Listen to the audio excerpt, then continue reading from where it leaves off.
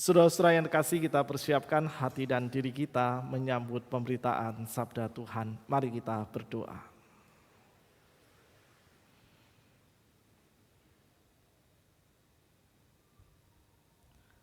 Ketika jiwa dan seluruh bagian kehidupan kami berdoa di hadapan-Mu, di sanalah menjadi sebuah kesediaan kami untuk senantiasa bersungguh-sungguh memberserahkan sekaligus menyandarkan diri kami di dalam kuasa kasih-Mu. Karena dalam kuasa kasih-Mu itulah ya Tuhan, kami setia menemukan setiap pertolongan cinta-Mu, juga pertolongan kekuatan-Mu yang membuat kami berani untuk berdinamika di dalam seluruh langkah kehidupan yang Engkau anugerahkan. Juga di dalam doa-Mu itulah kami menemukan sabda-Mu selalu bergema dalam hati dan pikiran kami. Sabda yang menolong untuk kami tetap ada di dalam kebenaran-Mu. Kami bersyukur karena saat ini ya Tuhan, kesempatan untuk membaca dan merenungkan firman-Mu senantiasa Engkau hadirkan. Kami memohon kiranya kekuatan dan hikmat Roh Kudus-Mu yang memandu setiap kami yang ada di ruangan ini secara ragawi maupun secara virtual, supaya kami mampu memahami apa yang menjadi kebenaran-Mu untuk terus kami hidupi dan kami wujud nyatakan dalam setiap perjalanan kehidupan sehari-hari.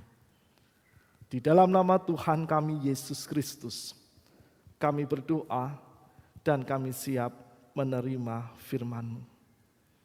Amin. Saudara-saudara yang terkasih di dalam Kristus, pembacaan firman Tuhan di kesempatan hari ini diambil dari Injil Lukas 21 ayat 34 sampai 36.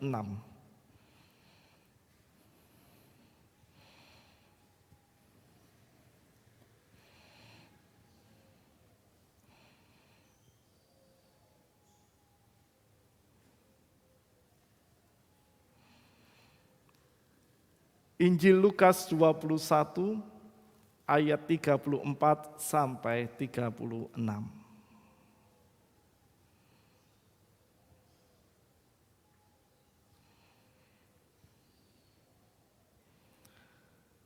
Jagalah dirimu supaya hatimu jangan syarat oleh pesta pora dan kemabukan serta kepentingan-kepentingan duniawi, dan supaya hari Tuhan jangan dengan tiba-tiba jatuh ke atas dirimu seperti suatu jerat.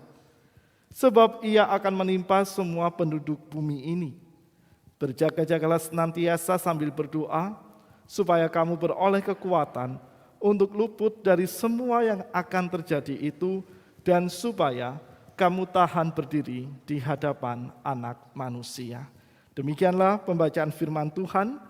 Berbahagialah setiap kita yang mendengarkan firman Allah, memelihara dengan melakukannya dalam kehidupan sehari-hari. Maranatha. Maranatha, Maranatha, Maranatha.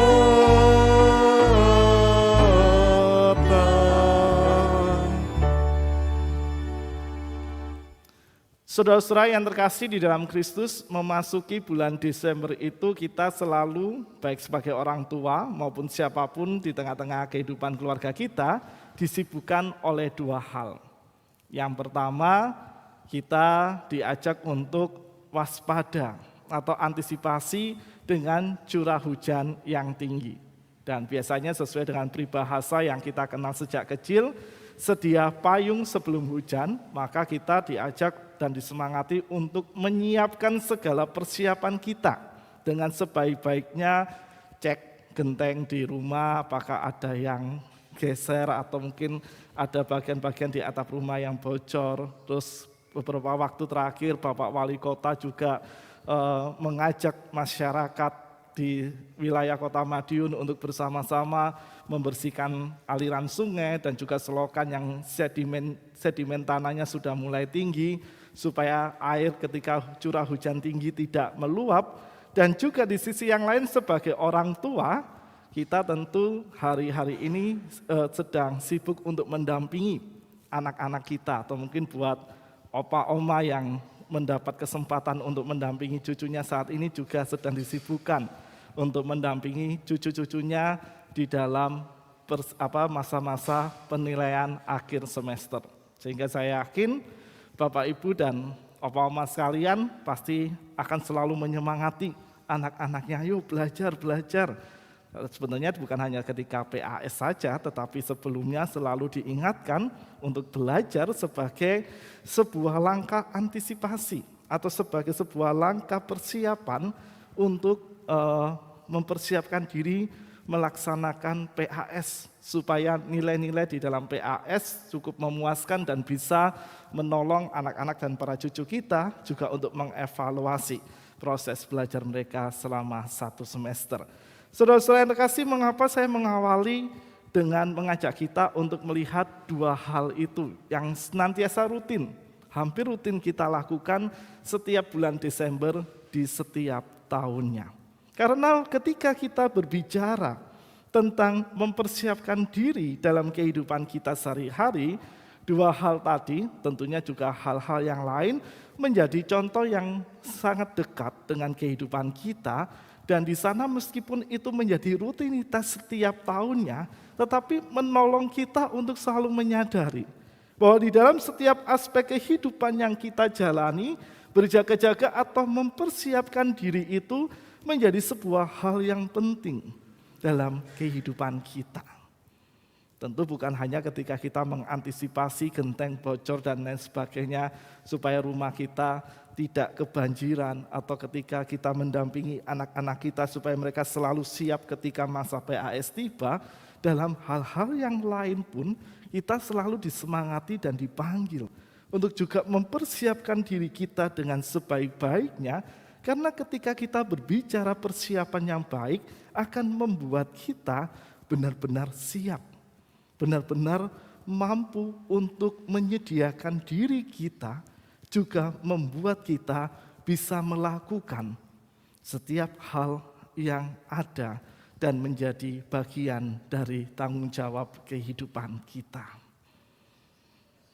Baik itu dalam kehidupan di rumah tangga, di dalam pekerjaan, di dalam pelayanan kita, di tengah-tengah kehadiran kita dalam peranan di masyarakat, maupun dalam setiap segi kehidupan kita.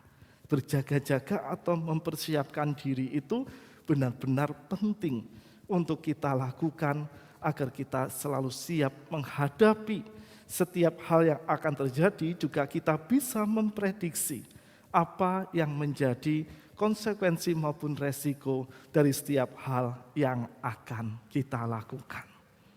Dan kalau kita berbicara tentang berjaga-jaga atau mempersiapkan diri itu kita tarik di dalam kehidupan beriman kita, maka ketika kita merayakan Minggu Advent, saudara saya kasih, apalagi ketika kita saat ini memasuki Minggu Advent yang pertama, maka Minggu Advent itu juga memiliki 2 sisi di dalam pemahaman imannya.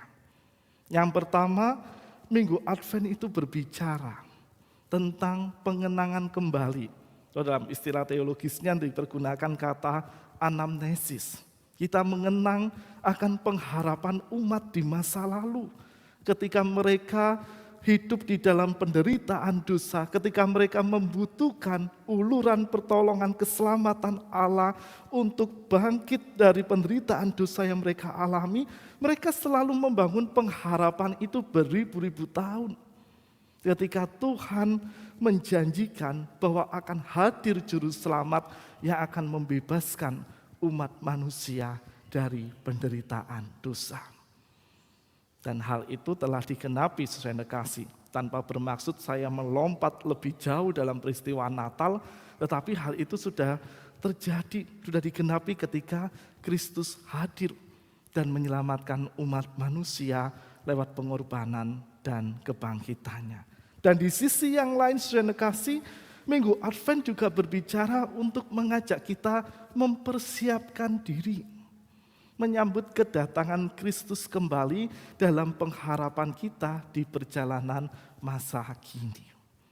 Di dalam pengakuan iman yang rutin kita ucapkan di setiap kebaktian minggu maupun event-event hari raya gerejawi yang lain, kita selalu juga mengimani bahwa Kristus akan hadir kembali dalam kehidupan kita dan itu terus kita nantikan di kehidupan kita sehari-hari. Karena kita tidak pernah tahu kapan Kristus itu hadir kembali. Bahkan penulis dalam kitab-kitab di Injil maupun juga dalam kitab-kitab para surat-surat rasuli, di sana mereka juga mengatakan bahwa kedatangan Kristus kembali itu tidak dapat diprediksi. Bisa dikatakan seperti pencuri yang datang di waktu malam. Tidak ada yang tahu sama sekali, saudara kasih. Sehingga untuk itulah kesediaan kita berjaga-jaga dan berdoa menjadi sebuah sikap yang penting yang akan selalu menolong kita supaya kapanpun Kristus kembali, Kristus datang lagi di dalam kehidupan kita, kita sudah siap. Dan kita sudah benar-benar menyambut Kristus dengan hati yang penuh sukacita karena kita memang telah mempersiapkan diri sebaik-baiknya di seluruh perjalanan kehidupan kita. Dan hari ini kita ditolong di minggu Advent yang pertama ini dari Injil Lukas 21 ayat 34 sampai 36 untuk melihat sikap apa yang memang harus kita lakukan di dalam setiap kehidupan kita dengan berjaga-jaga dan berdoa itu sebagai persiapan kita untuk menyambut kedatangan Kristus kembali. Saudara-saudara yang terkasih, kalau kita memperhatikan di ayat 34, penulis Injil Lukas menuliskan ungkapan yang dinyatakan di sana dengan kalimat jagalah dirimu supaya hatimu jangan syarat oleh pesta pora dan kemabukan serta kepentingan-kepentingan duniawi dan supaya hari Tuhan jangan dengan tiba-tiba jatuh ke atas dirimu seperti suatu jerat. Saudara-saudara, ini adalah sebuah kalimat nasihat sekaligus alarm dini bagi setiap umat percaya untuk selalu berjaga-jaga dalam kehidupan kita. Karena di kalimat yang terakhir di sana dituliskan supaya hari Tuhan jangan dengan tiba-tiba jatuh ke atas dirimu seperti suatu jerat. Dan oleh karena itulah kita dipanggil untuk terus berjaga-jaga, baik menjaga diri kita, menjaga iman kita, menjaga hati kita, bahkan yang terpenting menjaga pengharapan kita. Supaya di tengah segala godaan kehidupan, kalau penulis Injil Lukas membahasakannya supaya hatimu jangan syarat oleh pesta pora dan kemabukan serta kepentingan-kepentingan duniawi, supaya hal-hal ini tidak mengalihkan fokus kita. Untuk kita benar-benar fokus menantikan kedatangan Kristus yang kedua kali. Karena beban yang dimaksud di ayat ini, saudara kasih, di ayat 34 ini, yang dimaksud adalah kenikmatan-kenikmatan semu yang justru itu membuat kita terlena dan tidak lagi memiliki fokus di dalam penantian kita kepada Kristus. Oleh karena itu, ketika penulis Injil Lukas menuliskan kalimat ini berjaga-jagalah, artinya kita tidak boleh terlena dengan hal-hal duniawi yang ada di sekitar kita. Karena hal-hal duniawi yang dimaksud di sini adalah ketika kita terlalu berlebihan memikirkan setiap hal yang sebenarnya itu bersifat fana dan semu dalam kehidupan kita, dan hal-hal itu justru menyeret kita untuk meninggalkan fokus kita kepada Kristus. Misalnya begini, saudara-saudara yang terkasih di dalam Kristus. Ketika kita bersedia untuk menjalani kehidupan kita dengan seimbang antara iman kita, antara karya kita, pekerjaan kita, dan juga kehadiran kita dalam kehidupan kita sehari-hari. Karena bekerja tentu menjadi sebuah hal yang penting untuk kita lakukan, karena itulah sarana yang diberikan oleh Tuhan dalam kehidupan kita sehari-hari untuk menerima sekaligus merasakan bagaimana berkat pemeliharaan Tuhan itu mengalir dan terjadi dalam kehidupan kita. Tetapi apakah kita akan menggunakan full 24 jam untuk bekerja? Tentu tidak, saudara kasih. Saya yakin saudara-saudara tidak akan full menggunakan 24 jam itu untuk bekerja. Ada waktunya beristirahat, juga ada waktunya mengutamakan waktu dari 24 jam itu untuk membangun relasi kita dengan Tuhan. Dan di sanalah ada unsur berjaga-jaga, saudara kasih. Karena dengan kesediaan kita membangun relasi dengan Tuhan, dan itu bukan dari waktu yang tersisa dari waktu yang dianugerahkan oleh Tuhan, tetapi kita sengaja untuk meluangkan atau mengutamakan waktu-waktu tertentu bagi kehidupan saat teduh kita, maupun juga bagi kehidupan kita bersekutu dengan Tuhan dan sesama, maka kita sedang membangun kehidupan yang coba kita seimbangkan.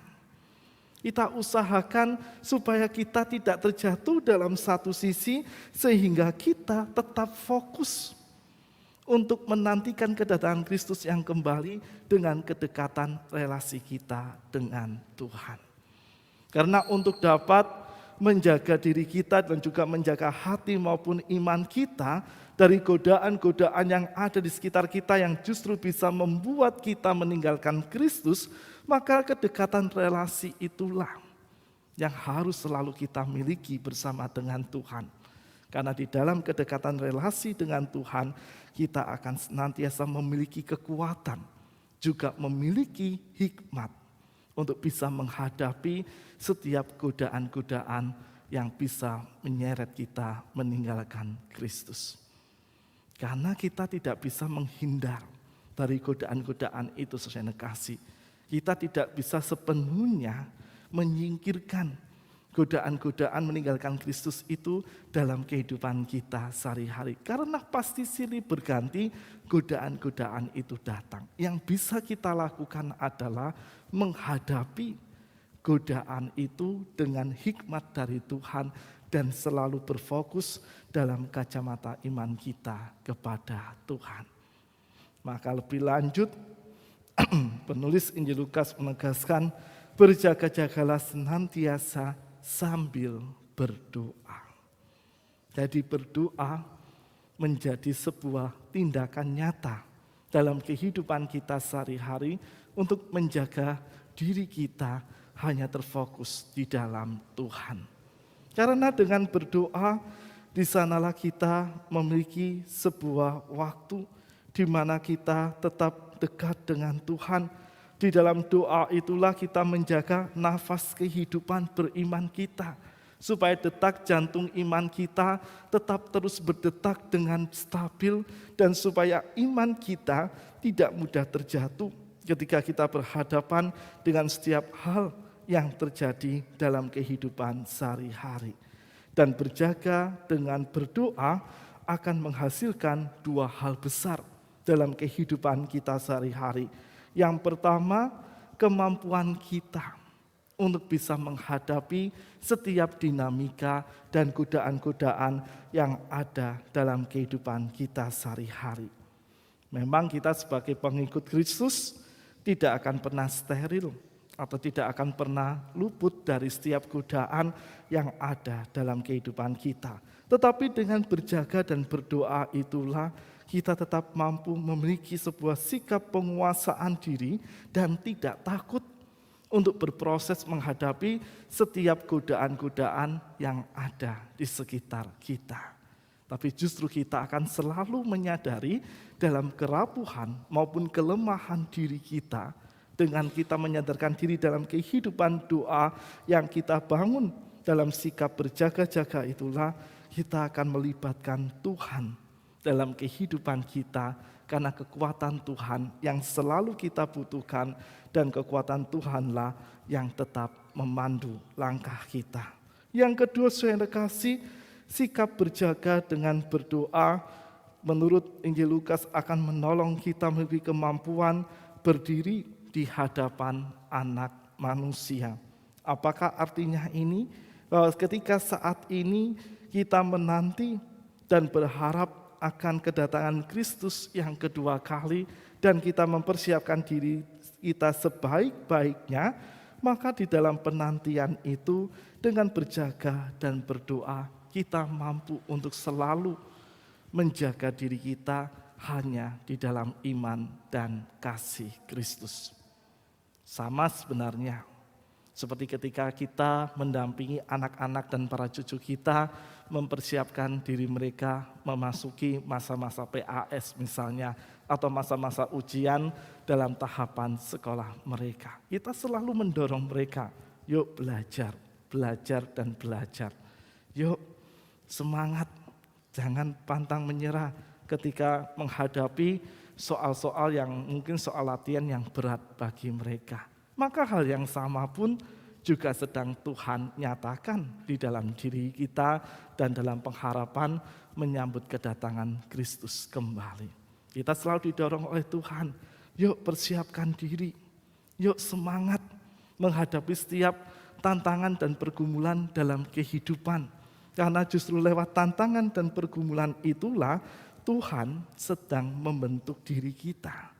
Dan Tuhan juga sedang memandu kita untuk benar-benar mempersiapkan diri dengan sebaik-baiknya menyambut kedatangan Kristus yang kedua kali. Dan di dalam doalah kita mampu menemukan setiap kekuatan dan semangat dari Tuhan yang akan terus mendorong dan menjaga kita supaya kita tetap fokus dalam pengharapan kita dan kita benar-benar mempersiapkan diri menyambut kedatangan Kristus yang kedua kali. Saudara-saudara yang terkasih di dalam Kristus, itulah makna berjaga dan berdoa di dalam seluruh langkah kehidupan yang kita jalani. Dan sekali lagi, ketika saat ini kita berada di minggu Advent yang pertama, sebagaimana yang saya sampaikan tadi, selain mengenang, kita juga mempersiapkan diri menyambut kedatangan Kristus yang kedua kali. Dan minggu Advent itu selalu terjadi setiap tahun menjelang masa raya Natal. Tetapi kata Advent sendiri selalu ada di setiap hari-hari yang kita jalani. Kita mempersiapkan diri menyambut kedatangan Kristus bukan hanya ketika menjelang kita merayakan hari Natal. Justru dalam setiap detik kehidupan kita, kita terus menghidupkan dan menguatkan semangat penantian itu dalam seluruh langkah kehidupan kita.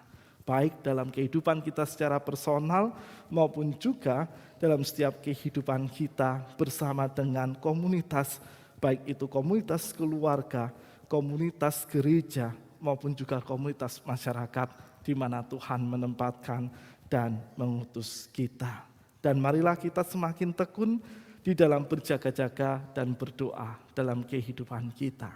Ingatlah, doa bukan sebuah kewajiban, tetapi doa adalah sebuah kebutuhan besar dalam kehidupan kita.